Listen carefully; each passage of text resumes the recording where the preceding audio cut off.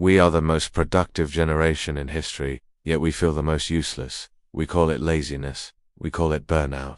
But what if your exhaustion isn't a defect? What if it is a silent protest against a contract you've never signed? For years you've been sold a simple formula. Work hard, follow the rules, and you will be rewarded. It's this unwritten social contract that promises a secure and happy future in exchange for your compliance. We learn it in school, it's hammered home in our first jobs, and it's glorified in our culture. This contract feels like a law of physics, but it's not. It's a story. And it's a story that benefits the overall structure way more than it benefits you. We're taught to be good, to be obedient, but we're rarely taught to ask who or what we're actually obeying. From the time we're kids, we are conditioned to follow rules. This isn't some grand conspiracy, it's how you build a society. You need a certain amount of conformity to prevent total chaos. But this conditioning often goes completely unquestioned, creating a default setting of obedience to authority. The psychologist Lawrence Kohlberg famously mapped out our stages of moral development. He found that much of society operates in what he called the conventional level, specifically stage 4, maintaining social order. At this stage, following rules isn't just about not getting in trouble. It's seen as a civic duty to keep the whole system running.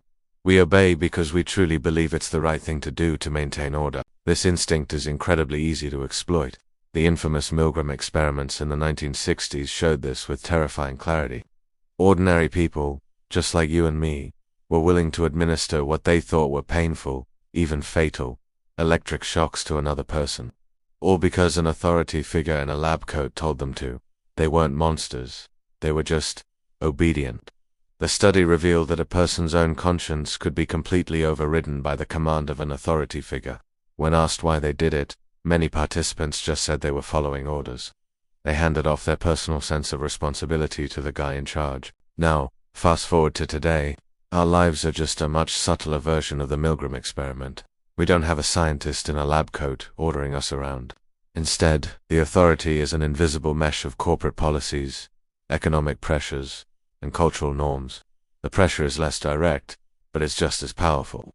We're pushed to conform not by one person, but by the overwhelming desire to make a good impression, get approval from our bosses, and secure our spot in the hierarchy. This is where our social momentum gets really clever.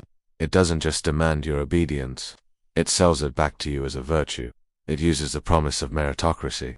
You know the story, hustle culture, the daily grind, the idea that if you just work hard enough, you'll be rewarded. That success or failure is all on you. This narrative is incredibly tempting because it feels fair, but it's a dangerous fantasy. It completely ignores the systemic advantages and disadvantages that shape our lives, and it lets the people at the top believe they earned it all on their own, while blaming those who are struggling for not trying hard enough. These economic incentives don't need chains to force you into servitude. They do it with a carefully dangled carrot.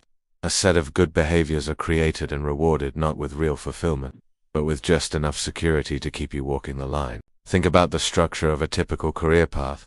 It often demands a very specific kind of loyalty. A 401k, for instance, is presented as this great reward for your hard work, a golden ticket to a secure retirement.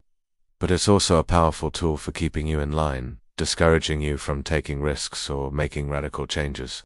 Today, that lab coat from the Milgram experiment is even more subtle. It's the constant ping of notifications, the pressure to maintain a polished LinkedIn title, and the tyranny of an optimized schedule. We obey the algorithm of life because we fear becoming invisible. The path becomes so narrow that it's really just a box, defined entirely by an employer's needs. This is how ambition is turned into quiet servitude. You are praised for working hard without ever being asked if you believe in the work you're doing. Exhaustion is glorified as a virtue, making you think that burnout is a badge of honor. This encourages a cycle of hustle, then Netflix numb the stress on the weekend just enough to show up on Monday, but never enough to truly stop and reflect on your own values.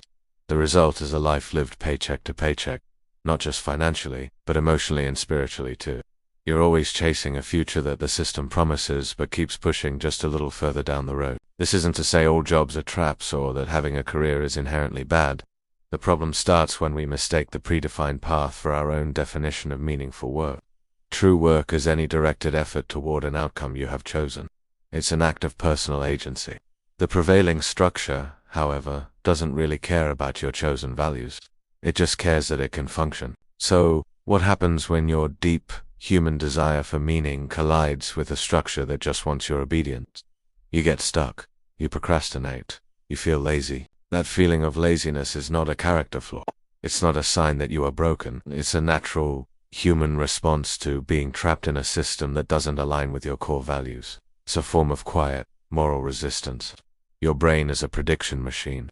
If it predicts that hard work equals no real benefit, it will physically prevent you from doing the work to save energy. This isn't laziness. It's biological efficiency. Your body is smarter than the system. Laziness is a sign that your mind is protecting you from burnout by resisting a path that offers it zero real nourishment. The solution, then, isn't to work harder or to magically find more discipline. That's like trying to fix a stalled car by flooring the gas. The solution is a fundamental shift in perspective. It's about moving from obedience to agency. Agency is your ability to make choices that actually shape your life. It's the belief that you are the one holding the steering wheel. For too long, many of us have outsourced our own morality to our parents, to our culture, and to the companies we work for. We follow rules without asking if they're fair. We chase goals without asking if they're actually ours. We are accountable to the system, but we aren't taking responsibility for our own lives. Rejecting this borrowed morality isn't about becoming selfish or unethical. It's about becoming intentional. It's about taking the time to define your own values and then choosing to act in a way that aligns with them. This is what it means to be truly responsible. People with a strong sense of personal agency don't just feel more motivated. They report lower stress and greater resilience because their actions are connected to a purpose they chose for themselves. This is the shift from servitude to agency. And it doesn't start with some huge gesture, like quitting your job tomorrow. It starts with small, deliberate acts of questioning. That feeling of being lazy isn't a sign that you're broken. It's a sign that you're finally waking up to a broken contract. You have been trained your whole life to be a good employee, a good citizen, a good cog in the machine. You've been praised for your compliance and promised a reward that always seems to be just out of reach. That feeling of exhaustion is the friction between who you really are and the role you've been conditioned to play. So, I'll leave you with this question. What is one rule you follow without thinking that you can start to question today?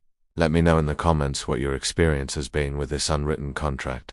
If this resonated with you, subscribe for more content that deconstructs the narratives we all live by. The machine doesn't need you to be happy, it just needs you to be predictable. The most radical thing you can do today is become unpredictable.